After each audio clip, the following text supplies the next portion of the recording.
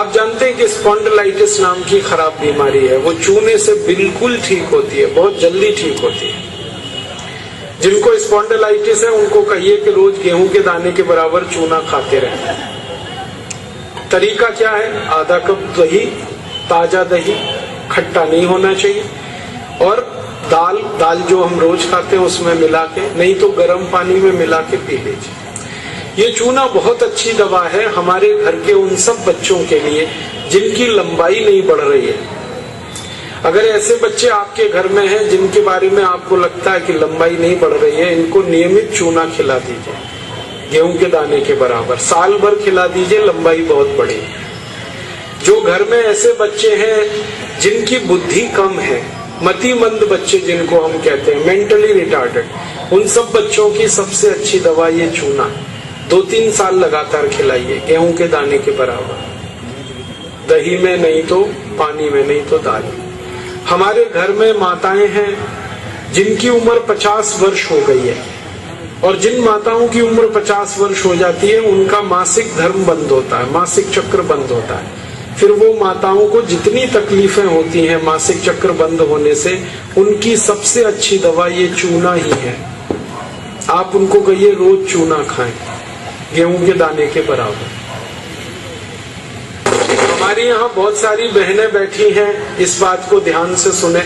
घर में हमारी सभी बहनें और माताएं जो मासिक धर्म की समस्या से परेशान हैं, उनका मासिक धर्म समय से नहीं आता है तो बहुत खून आता है, या उसमें कई बार समय बहुत लगता है, इन सब मासिक धर्म की बीमारियों में दर्द बहुत होता है।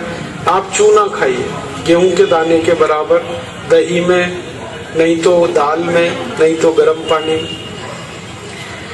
ये जो चूना है ना, ये बहुत अद्भुत दवा है उन सभी मरीजों के लिए जिनको पीलिया होता रहता है, अक्सर जॉन्डिस।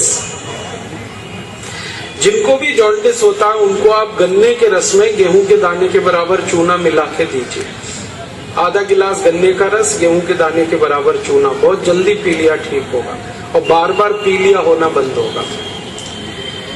ये जो चूना है ना, ये नपुंसकता की बहुत अच्छी दवा है। अगर कोई पुरुष ऐसा है जिसके वीर्य में शुक्राणुओं की संख्या एकदम नील है या बिल्कुल कम है, उनको आप चूना खिलाइए। 2-3 साल चूना दीजिए उनको गन्ने के रस में, वीर्य में शुक्राणुओं की संख्या बढ़ेगी। ऐसी कई माताएं जिनके शरीर में अंडे नहीं बनते, ओव्यूलेशन का उनका गड़बड़ी है, उनको आप चूना खिलाइए, बहुत जल्दी उनकी बीमारी ठीक हो।